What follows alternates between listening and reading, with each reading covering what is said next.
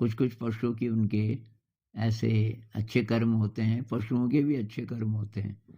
पशु का ये नहीं है कि पशु है तो अच्छे कर्म नहीं हो सकते। तो कुछ तो वो इंसान बनते हैं, कुछ के दूसरे डिमेंशन से आ सकते हैं। मतलब और जगत हैं बहुत प्रकार के, और ऐसे भी हैं जो ऐसे मैटर से नहीं बने हैं। एस्ट्रल वर्ल्ड्स, स्वामी योगानंद जी की किताब पढ़ना आप, ऑटोबायोग्राफी ऑफ अ योगी, उसमें ये कॉन्सेप्ट काफ़ी समझाया हुआ है उन्होंने। एस्ट्रल जगत हैं और वहाँ से आत्माएं आ सकती हैं।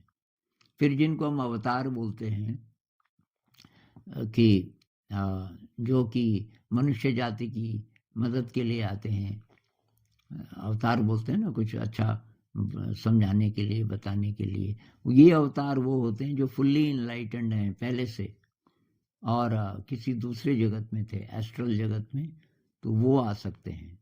तो कहीं से भी ये अब आम भाषा में हम आत्मा ही बोलते हैं ना कि आत्मा जन्म लेती है, तो इसका यूज कर लेते हैं। एक्चुअली आत्मा तो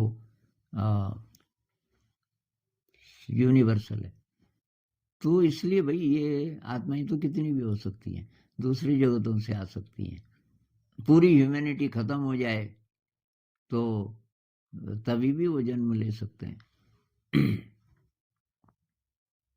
ये विकृति कहाँ से आई, एक सवाल इनका तो नहीं है, ये पहले किसी का था। विकृति कहाँ से आई, मतलब ये कहाँ से शुरुआत हुई, हम गड़बड़ कैसे हुई इंसानियत।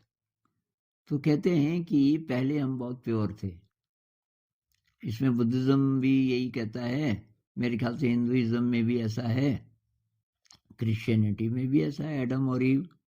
और ओरिजिनल सिन कोई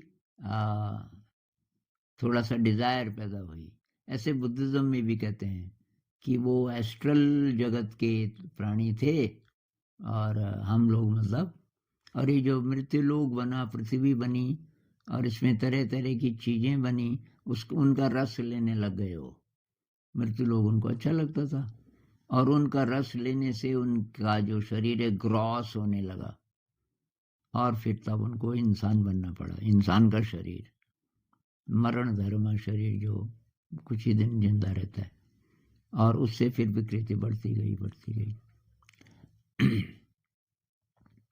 तो खैर ये कुछ कुछ सवाल थे आपके। नमस्कार।